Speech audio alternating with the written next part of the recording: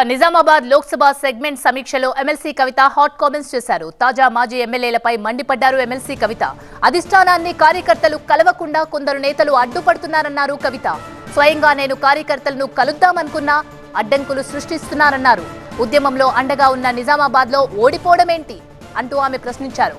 నిజామాబాద్ లో పార్టీ పనితీరుపై నేతలంతా ఆత్మ పరిశీలన చేసుకోవాలన్నారు కవిత. నిజామాబాద్ ఎంపీ సీటు గెలిచి కేసీఆర్ కు గిఫ్ట్ గా ఇవ్వాలన్నారు కవిత. నిజామాబాద్ పార్లమెంట్ నియోజకవర్గ సమీక్షలో ఎమ్మెల్సీ కవిత కామెంట్స్ కాకరేపాయి. నిజామాబాద్ జిల్లాలోని కొందరు పార్టీ నేతలపై ఎమ్మెల్సీ కవిత సీరియస్ అయ్యారు. ముఖ్యంగా తాజా మాజీ ఎమ్మెల్యేలపై మండిపడ్డారు కవిత. అధిష్టానాన్ని కార్యకర్తలు కలవకుండా కొందరు నేతలు అడ్డుపడుతున్నారని ఆరోపించారు. స్వయంగా తానే కార్యకర్తలను కలుద్దామనుకున్నా రకరకాల అడ్డంకులు సృష్టిస్తున్నారన్నారు ఎమ్మెల్సీ కవిత. ఉద్యమంలో అండగా నిలిచిన నిజామాబాద్ లో ఓడిపోవడమేంటి అని ప్రశ్నించారు.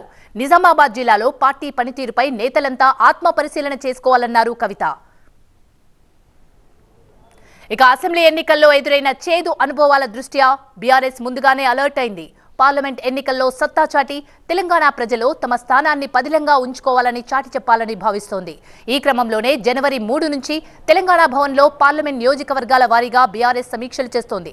ప్రతిరోజు ఒక పార్లమెంట్ నియోజకవర్గంపై రివ్యూ చేస్తున్నారు బీఆర్ఎస్ నేతలు. అసెంబ్లీ ఎన్నికల్లో వైఫల్యాలతో పాటు రాబోయే ఎన్నికల్లో అనుసరించాల్సిన వ్యూహాలపై చర్చిస్తున్నారు. ఇవాళ నిజామాబాద్ లోక్సభ సెగ్మెంట్ పై రివ్యూ జరిగింది. కేటీఆర్, హరీష్ రావు, ఎమ్మెల్సీ కవిత, సిట్టింగ్ ఎమ్మెల్యేలు, మాజీ ఎమ్మెల్యేలు, జిల్లా అధ్యక్షులు ఈ సమావేశంలో పాల్గొన్నారు.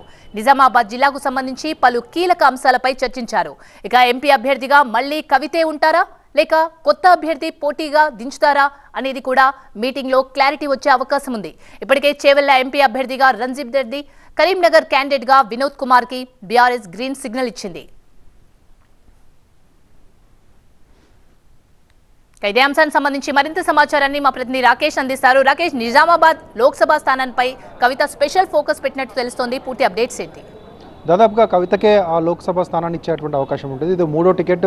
అఫీషియల్గా కొద్దిసేపట్లో జరిగేటువంటి ప్రెస్ మీట్లో అనౌన్స్ చేస్తారా లేకపోతే దీన్ని కొన్ని రోజుల తర్వాత అనౌన్స్ చేసేటువంటి అవకాశం ఉందా అనేది చూడాలి. అయితే లోపల జరిగినటువంటి సమీక్ష సమావేశంలో కార్యకర్తలు ఓపెన్గా చాలా విషయాలపైన కవితకు కంప్లైంట్స్ ఇచ్చారు. మిమ్మల్ని కలవడానికి వస్తే కలిసే అవకాశం లేకుండా పోయింది, మీకు సంబంధించినటువంటి సిబ్బందో లేకపోతే మీతో ఉన్న వాళ్ళు ఎవరు మా ఫోన్లు కూడా అటెంప్ట్ చేయలేదు అనే విషయాలు చాలా పెద్ద ఎత్తున కార్యకర్తల నుంచి కవితకు అందాయి. దీంతో కవిత కూడా చాలా తీవ్రంగా స్పందించారు, ఘాటుగా స్పందించారు.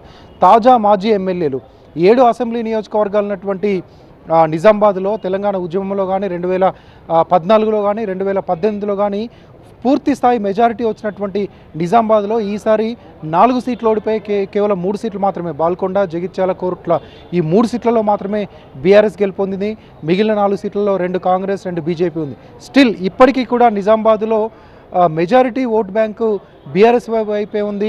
మెజారిటీ సీట్లు కూడా అక్కడ బీఆర్ఎస్ గెలిచింది కాబట్టి ఎంపీగా ఈజీగా గెలవచ్చు. 2014లో 7కు 7 గెలిచి 2018లో కూడా అదే స్థాయి మెజారిటీ వచ్చినా అక్కడ ఎంపీగా నేను ఓటమి పాలయ్యాను. దీనికి అక్కడటువంటి తాజా మాజీ ఎమ్మెల్యేల కారణం అంటూ ఆమె డైరెక్ట్గానే కామెంట్స్ చేశారు లోపల సమావేశంలో. కొంతమంది నేను చాలాసార్లు నిజామాబాద్ పర్యటనకు వెళ్ళాను, నిజామాబాద్ పర్యటనకు వెళ్ళినప్పుడు అక్కడ కార్యకర్తలు లేకపోతే అక్కడటువంటి లోకల్ లీడర్స్ ఎవరైనా నన్ను కాంటాక్ట్ చేయడానికి కలవడానికి వచ్చిన రకరకాల అడ్డంకులు సృష్టించేవాళ్ళు.